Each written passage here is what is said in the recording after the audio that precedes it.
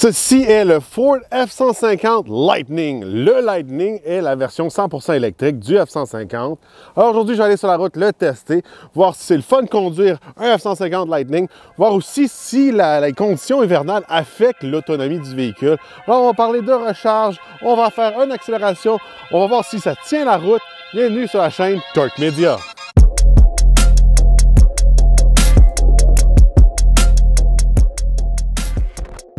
Sur la route avec le Ford F-150 Lightning cette semaine, j'ai un modèle très bien équipé, j'ai un modèle Lariat et aussi j'ai la grosse batterie avec plus d'autonomie, la 131 kW, jumelée à deux moteurs électriques. Alors c'est bon pour une puissance de 580 chevaux vapeur et 775 livres-pieds de couple. Alors très puissant. On peut avoir aussi une autre batterie qui est plus petite, mais je pense qu'après avoir écouté le monde essaie d'aujourd'hui, je pense qu'avoir la grosse batterie, c'est vraiment le choix à faire de ce côté-là. Alors, on a beaucoup de puissance, même c'est un des F-150 les plus puissants jamais construits. Alors, je vais aller tester l'accélération. Bon, je vais le mettre en mode sport. C'est sûr et certain, on est dans conditions hivernales, c'est glissant, c'est pas les conditions idéales. Ça décolle, ça décolle. Il gère très bien son pouvoir, même dans des situations très glissantes. C'est très vite. Regardez. On peut faire le 0 à 100 en 4 secondes, le quart de mille en 12,4. C'est des chiffres extrêmement rapides, surtout si on considère que le véhicule pèse 6500 livres. Sur la route, le F-150 Lightning est confortable et aussi silencieux. C'est un véhicule qui va très bien. Très le fun à conduire aussi en mode une pédale. Je l'ai conduit toute la semaine en mode une pédale. C'était très agréable. De ce côté-là, on peut économiser un peu sur nos freins. Le véhicule est pesant. 6500 livres. C'est environ 600 à 700 livres plus pesant qu'un Yukon. C'est très, très pesant. Puis on le sent derrière le volant, regardez. Le véhicule, on dirait qu'il est mieux balancé qu'un pick-up normal parce qu'on n'a pas tout le poids à l'avant du véhicule. Alors, le véhicule est mieux balancé, va très bien dans la neige. C'est de loin le meilleur véhicule électrique que j'ai conduit dans la neige jusqu'à présent. Les autres, des fois, je trouvais que l'ordinateur faisait des choses un petit peu funky.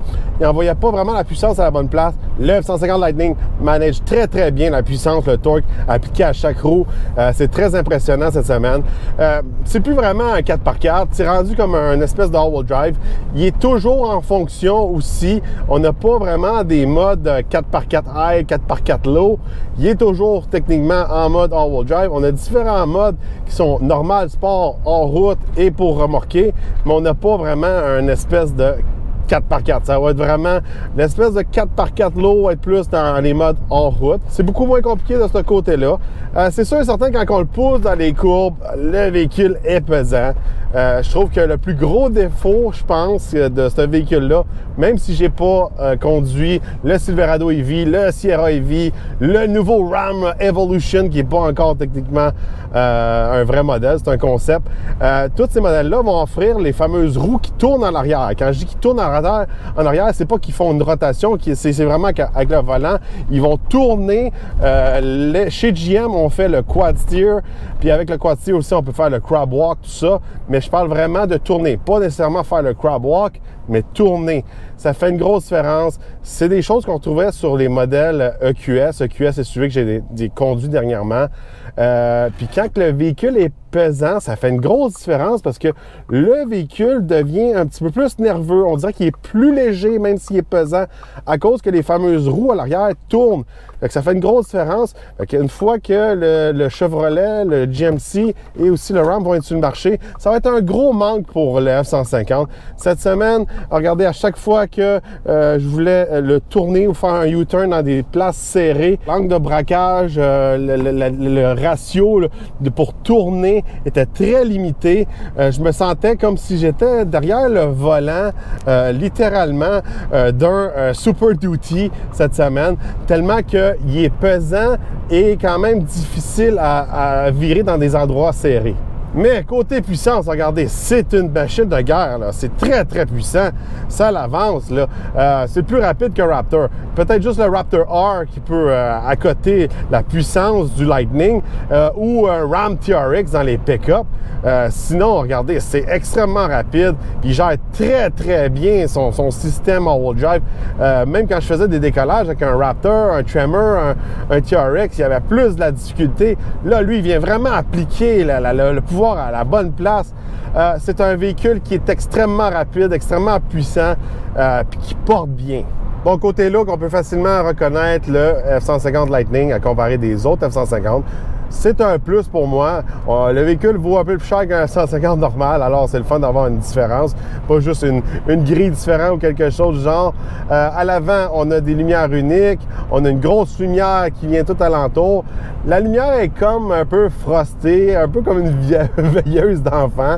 Ça, je trouve, ça enlève un peu de prestige et de luxe au véhicule, mais ça, c'est mon avis à moi. On n'a pas de grille, on a un bouclier à l'avant, ça, c'est sûr et certain. De ce côté-là, pour l'aérodynamisme, on a ça. Sur le côté, on a des beaux marchepieds avec des lumières intégrées. À l'arrière, on a des lumières différentes, mais le reste, ça reste du F-150. La boîte, ces choses-là, la shape sur le côté, la dimension du câble, de la boîte, ces choses-là, ça reste toute la même chose qu'un F-150. Quelque chose d'unique qu'on retrouve, par exemple, pour ce modèle électrique-là, c'est qu'on a un fameux coffre à l'avant, un frunk. Alors, avec le frunk, on peut mettre jusqu'à 400 litres de cargo à l'intérieur de ça. Puis, c'est fait robuste à l'intérieur. On a des branchements sur 110, un branchement USB, USB-C. On a une petite place pour faire une espèce de glacière. Il y a un drain dans le fond. Si on fait du tailgate, un barbecue, ces choses-là, on peut l'utiliser comme une espèce de glacière. C'est très cool de ce côté-là. Je l'ai utilisé cette semaine. J'ai pas été capable de rentrer tout mon Walmart. Puis j'avais pas un gros Walmart, là, mais quand même, c'était très le fun de ce côté-là. Si vous êtes comme moi, vous avez eu un pick-up ou vous avez un pick-up, c'est beau avoir des tonneaux cover puis avoir des trucs par-dessus notre boîte, mais c'est pas très fiable. Si on veut emmener de l'électronique ou on va emmener des choses qui sont fragiles, bien être sûr qu'ils vont pas vraiment trop se promener ou être dans la saleté ou être dans l'eau, etc. C'est le fun d'avoir un vrai coffre, surtout là qu'on prend un petit peu moins d'espace dans la cabine. Des fois, quand on fait des commissions puis on est 4 personnes, mais là, on est obligé de mettre les choses en arrière, dans les pieds des enfants. C'est pas le cas avec le Ford F-150 Lightning. Moi, j'aime beaucoup ça. Bon, côté intérieur, la première chose qu'on remarque à l'intérieur du Lightning, c'est la fameuse grosse tablette style Mackie de 15 pouces de haut. C'est très clair, ça va très bien. Par contre, beaucoup de boutons sont intégrés à la tablette. Fait que si vous travaillez avec votre F-150, vous avez des gants ou vous êtes sale, tablette, c'est pas toujours l'idéal. Même les contrôles de température, tout ça sont là-dessus. J'aurais gardé une coupe de boutons pour les travailleurs, à mon avis, à moi. Ça fait un petit peu moins Ford Built Tough, là. Dans le passé, moi, j'ai été formé que c'était important d'avoir des boutons, puis t'es rugueux avec de la grippe pour travailler avec. Là, ils vont un petit peu contre ça, un peu dans le Lightning. C'est correct, ça fait technologique, ça fait différent. L'écran va très bien. On peut gérer notre camion, les différents modes. On peut avoir accès au Smart Hitch. On peut avoir accès aussi au Onboard Scale. Ça, c'est vraiment la pesée en arrière. Ça, c'est toutes des choses qui vont venir nous aider à remorquer et aussi que l'ordinateur va pouvoir calculer combien d'autonomie il lui reste. Beaucoup de gadgets. Même chose devant nous, c'est tout digital. C'est très clair. Toutes les informations sont à la bonne place. Ça va très bien de ce côté-là. Mais le reste du camion, il n'y a rien de spécial pour le Lightning si on élimine la technologie, les écrans. Le reste, ça reste vraiment un bon vieux F-150 Lariat. On a des matériaux style fini de jeans que je suis pas très fan, surtout pour un véhicule au-dessus des 100 000 $. J'aurais aimé quelque chose de plus spécial, des bancs un petit peu plus spéciales pour le Lightning. Ça reste vraiment F-150, tout le côté pratique en arrière, le toit panoramique, tout ça, c'est la même chose qu'un F-150. Le chargeur sans fil, le fameux pommeau qui vient vraiment se fermer, notre espace de travail ici au milieu, c'est tous des trucs d'F-150. De ce côté-là, ça va très bien, mais il manque un petit peu de magie pour le rendre un petit peu plus différent d'un Lariat qui vaut peut-être 30 000 $ de moins avec un moteur à essence dedans. Les sièges sont très confortables. On a les sièges gris cette semaine. Encore une fois, c'est pas mon style. On n'est pas dans un Platinum encore. Regardez, Platinum, d'après moi, il va coûter 120 130 000 $ facilement. Ça commence à être dispendieux. Bon, côté remorquage, on peut tirer jusqu'à 10 000 livres. Et côté charge utile, on peut mettre jusqu'à 2000 livres. Le 2000 livres, ça, c'est pas avec la grosse batterie. Il faut considérer que celui avec la grosse batterie est un petit peu plus pesant.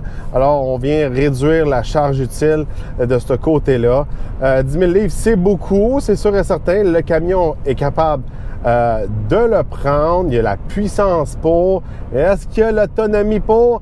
Ça, c'est une autre question. Regardez, on parle d'autonomie. En conditions idéales, le camion, ils disent qu'on peut faire jusqu'à 515 km combiné ville et autoroute. Moi, cette semaine, on est en conditions hivernales. La plupart du temps, cette semaine, il a fait entre moins 10 à 0 Celsius. Mon autonomie était de 300 km. Alors, de ce côté-là, on peut s'attendre à un sacrifice d'environ 200-215 km en conditions hivernales. C'est quand même un gros sacrifice, surtout si on considère si on veut remorquer en conditions hivernales. D'après moi, c'est tout dépendant du poids. C'est sûr et certain, si on a du 10 000 livres, je pense que l'autonomie peut facilement être sous la barre des 150 si ce n'est pas des 100 km si on a beaucoup de poids derrière le Lightning. Bon, je me suis stationné pour parler de recharge. C'est un petit peu compliqué, il faut que je regarde mes notes. J'ai découvert des trucs cette semaine que c'est pas que c'est caché, mais il n'en parle pas trop, puis c'est un petit peu compliqué, puis c'est très important à savoir quand on achète ce type de véhicule-là. Côté recharge, sur un niveau 1, 95 heures et plus. Mes recharges sur le niveau 1, très important à noter, quand on est vraiment mal pris, il va être capable de recharger, même s'il fait froid, même s'il fait moins 10. C'était pas le cas quand j'avais le Genesis, les Kia, ces choses-là. Très important à noter. Niveau 2, ça va prendre de 8 heures à 15 heures. Pourquoi je dis 8 heures à 15 heures? La plupart du temps, on va voir le chiffre 8 heures, on dit c'est normal, je reviens chez moi, je le plug, le lendemain matin, il est plein. Ça, c'est seulement sur le chargeur Ford qui vient automatiquement avec l'achat de la batterie à plus longue autonomie. Alors, c'est inclus dans le camion. Mais ce fameux chargeur-là, c'est pas un chargeur niveau 2 normal. Alors, un niveau 2 normal, ça va être vraiment un chargeur qui va recharger à 7,6 kWh en moyenne. Alors, quand je vais sur les bornes de recharge, circuit électrique, c'est environ ça le rendement de recharge que j'ai. Le chargeur Ford est plugué sur une entrée de 80 ampères, puis il peut avoir une performance peak qu'appelle jusqu'à 19,2 kWh. Alors, c'est plus que le double d'un chargeur niveau 2 normal sans rentrer dans les chargeurs de niveau 3. Alors, quand on double la capacité de recharge, c'est là qu'on a le fameux 8 heures à 15 heures. Alors, si vous êtes chez vous sur votre chargeur Ford, ça va prendre environ 8 heures. Si vous êtes sur un chargeur, une borne publique, circuit électrique, à votre emploi, puis ces choses-là, ça va être 15 heures. Fait que si vous avez calculé là, de faire tant de range par jour, puis vous allez vous brancher là à votre emploi ou peu importe, puis vous pensez peut-être avoir une charge complète, puis ça ne sera pas le cas. Parce que moi, cette semaine, c'est qu'est-ce que j'ai découvert? C'est que je suis allé me brancher sur un niveau 2. Il me reste 50% de batterie. Je l'ai rechargé pendant 6 heures de temps, puis la batterie était seulement rechargée à 90%. Ça aurait été les fameux chiffres de 8 heures qui annoncent un peu partout. Il aurait été rechargé à 100% en moins de 4 heures, peut-être en 4 ou 5 heures max. Alors, c'est pas le cas. Ça fait que ça a été une surprise pour moi. J'ai fait des recherches, c'est ça le cas. Si on parle de niveau 3, on peut utiliser jusqu'à un chargeur de 155 kWh, 15% à 80% en 41 minutes. C'est important à noter que le camion n'est pas capable de prendre les fameux gros chargeurs, les 350 kW, comme qu'on peut utiliser sur les fameux Genesis, Kia, Hyundai, etc. C'est bien de ce côté-là, regardez. C'est sûr et certain que le chargeur, c'est le fun qui vient avec le camion. C'est sûr et certain qu'il faut penser à faire une installation, sortir le fameux 80 ampères. Ça peut être des coûts supplémentaires que peut-être qu'on ne considère pas. Ou si vous avez déjà un chargeur à la maison niveau 2, qui n'est pas aussi puissant que celui du Ford, mais là, ça va prendre un bon 15 heures de le recharger. Si vous allez chez un ami qui a un chargeur normal, la même chose. Il faut juste garder ça en tête. Niveau 2, 8 heures sur le Ford, 15 heures sur un normal. Bon, côté prix, le F-150 Lightning part à 81 195 $. Si on veut la grosse batterie, la 131 kW avec plus d'autonomie, ça part à 97 195 $. Puis ça, c'est un modèle XLT. Le modèle que j'ai laissé cette semaine est d'une valeur de 113 165 $. Bon, de ce côté-là, regardez, c'est quand même des véhicules dispendieux, surtout si on considère avec toutes les nouvelles taxes qu'on a ici au Québec, avec les véhicules au-dessus de 100 000 $, ça remonte encore plus la facture. Est-ce que ça vaut la peine? Regardez, le F-150 est le premier sur le marché à faire un pick-up électrique. C'est tout nouveau, tout beau, il ne peut pas être parfait. C'est sûr qu'il va être cher, c'est le premier. Je pense que les gens payent le prix un peu aussi pour être les premiers sur le marché. Je trouve qu'avec les capacités, tout ça, les performances en hiver, l'autonomie, les performances pour remorquer, je pense que si le camion il coûterait le fameux prix de base, les 80 000, là, mais avec la grosse batterie, ça vaudrait la peine. Là, on est dans 113 000 $. On est dans des budgets de F250. Il faut vraiment vouloir le produit. Très le fun à conduire, il va très bien, mais c'est sûr et certain que ça va être un milieu, une catégorie très compétitive. Quand on regarde qu'est-ce que GM va emmener sur le marché avec Chevrolet et GMC, qu'est-ce que Ram a tout annoncé avec leur Ram Revolution, avec des bancs de plus qui ont jusqu'à 6 personnes, peut-être une génératrice pour avoir plus d'autonomie, etc., etc. C'est des modèles qui vont évoluer vite et puis ils vont devenir désuets vite, selon moi. Mais un camion très, très le fun à conduire. Mais moi, personnellement, je ne serais pas prêt à investir 113 000 sans les taxes, tout ça. Ça revient peut-être à un véhicule de 130 140 000 $. C'est très cher pour un pick-up avec des finis en jeans. Alors, laissez-moi votre avis dans les commentaires. Est-ce que ça vaut la peine d'acheter un Ford F-150 Lightning pour le prix? N'oubliez pas de vous abonner, liker et partager la vidéo. Et on se revoit dans un prochain Essai routier.